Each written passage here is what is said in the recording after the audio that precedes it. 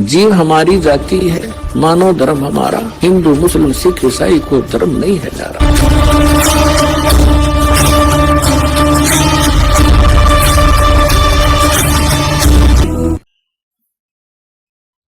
तो पुण्यात्मा, वो पुरुषोत्तम कोई और है, और वो पुरुषोत्तम रहता कहां है? वो शाश्वत स्थान में रहता है, सनातन परमधाम में रहता है,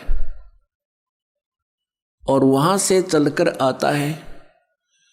हम सभी आत्माएं उस परम अक्षर ब्रह्म सत्य पुरुष कबीर देव जी की हैं। वो हम सबका पिता है, चींटी से लेकर हाथी, रंग से लेकर राजा तक का। लेकिन यहां काल ने हमें अपने स्वरूप से ही अपरिचित करा दिया, हमारे वास्तविक ठिकाने से हमें गुमराह कर दिया। यहां जन्म मरण का विधान हमें फाइनल बता दिया, अपने आप को इसने निराकार सिद्ध करवा दिया।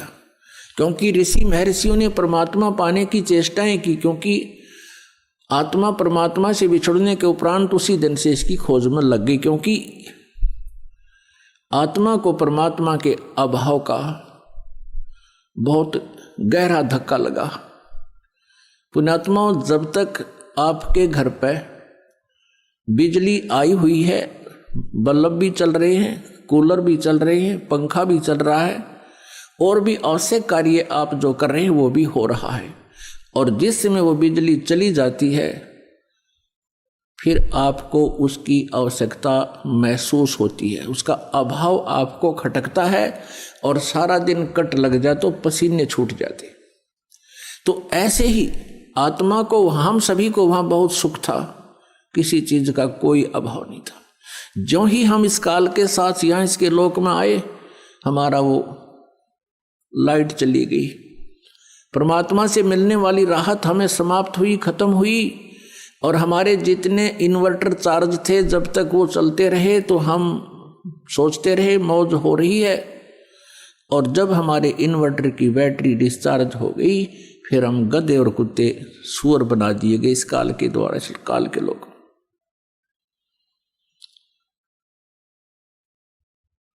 तो पुण्यात्माओं, उस परमेश्वर की तलाश हमने उसी समय से शुरू हो गई, क्योंकि सबसे पहले हम सभी को इस काल ने अपने कृत्रिम स्वर्ग लोक में रखा, कृत्रिम, बनावटी, नकली, और वहां हमारी ही पूंजी को हमें ही देता रहा। एक रेस्टोरेंट बना लिया इसने। हम जो वहां राम नाम की पूंजी लेकर आए थे, उस रेस्टोरेंट में इसने हमसे छीन ली, और सुविधाएं जो देता था उसके चार्जिंग शुरू कर दिए, उसके चार्ज हमसे लेने शुरू कर दिए। जब हम कंगाल हो गए, पृथ्वी पर पटक दिए, कुत्ते और गधे सुअर बना दिए, और मनुष्य जीवन, एक मानव जीवन इसने हमें देना पड़ रहा है, क्योंकि इसको परमात्मा ने एक श्राप लगा दिया। यदि पुण्यात्माओं इसको परमात्मा श्राप नहीं देते, परमेश्वर कबीर जी, तो यह हमें मनुष्य जीवन कभी नहीं देता, इस पृथ्वी पर पटक देता सजाएं भोगने के लिए, और ऊपर हमें कभी भी अपने मूल ठिकाने का पता नहीं लगता। ये रहम किया भगवान ने। तो वो परमात्मा, तो ऋषि महर्षियों ने परमात्मा के पाने का प्रयत्न किया। वेद परमेश्वर कबीर जी द्वारा दिए गए थे, 5 वेद। इस काल भगवान ने उनमें से 4 रख लिए, एक नष्ट कर दिया, 5वां वेद सूक्ष्म वेद।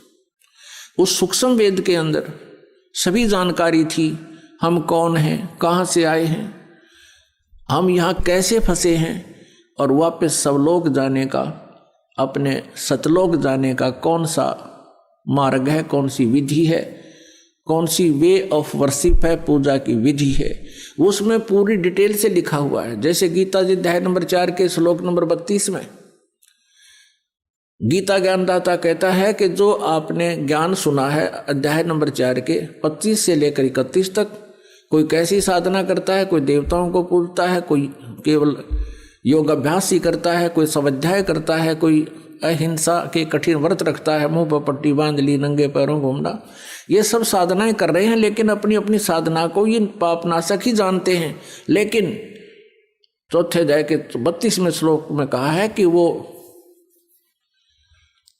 वास्तविक इन यज्ञों की जानकारी, यज्ञ माने धार्मिक अनुष्ठानों की जानकारी सच्चिदानंद घन ब्रह्म की वाणी में ब्रह्मणे मुखे, ब्रह्मणे मुखे माने सच्चिदानंद घन ब्रह्म यानी परम अक्षर ब्रह्म की वाणी में विस्तार से कहा गया है।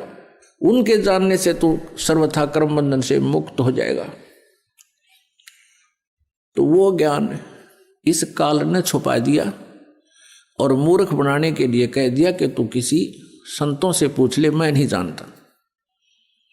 और जब परमात्मा आते हैं संत रूप में, वो मिसगाइड करता है सबको कि ये झूठा है, कपटी है, ये वेदों को नहीं जानता है, तो हम परमात्मा को पहचान नहीं पाते, जिस कारण से हम काल के जाल में फंसे रहे।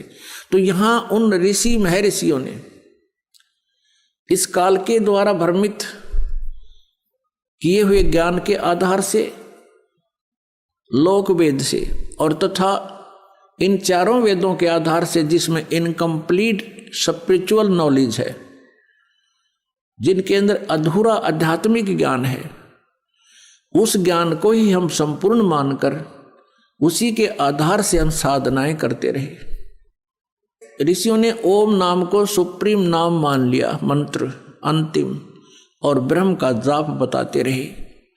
और ओम नाम की साधना से क्या होता है? ब्रह्मलोक प्राप्ति होती है। गीता जी अध्याय नंबर 8 के श्लोक नंबर 16 में कहा कि ब्रह्मलोक पर्यंत भी सभी लोग पुनरावृत्ति में है। पुनरावृत्ति का अर्थ है वहां गए हुए प्राणी भी पुनर्जन्म मृत्यु में आते हैं। वो शाश्वत स्थान नहीं है, वो सनातन परमधाम नहीं है, वो भी विनाश में आता है।